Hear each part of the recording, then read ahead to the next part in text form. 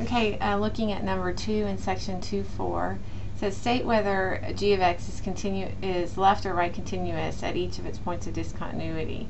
And so this is for, they want you to look at figure 15.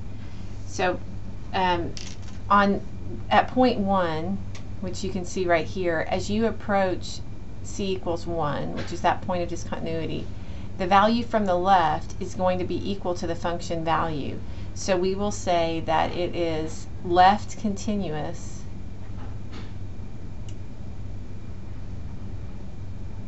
at x equals 1. And then the only other place, like at 3, at the point 3, you have a jump discontinuity. So you don't have a continuity from the left or the right. But when you come into 5 from the right, as you approach values from the right, the values of 5 from the right, you do get the same as the function value at 5. And so we would say that it's right continuous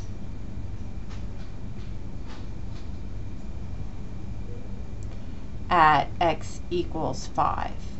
Okay, now looking at question 4, it says find the point C1 at which g of x has a jump discontinuity but is left continuous. And then it says how should g of C1 be redefined? Okay, so we have a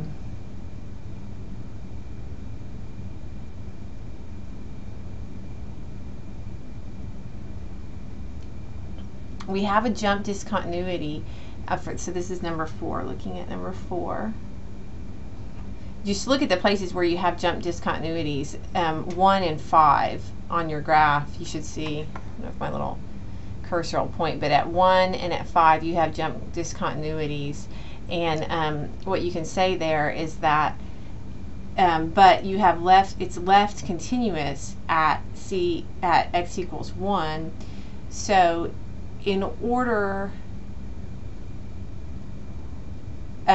for the function to be right continuous at C1, you would have to have the function value at 1 to be 3.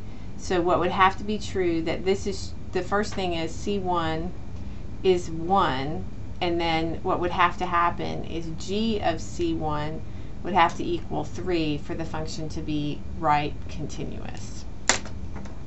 But then if you did that, then it wouldn't be left continuous. So it's kind of a strange question. But anyway, that's 2 and 4.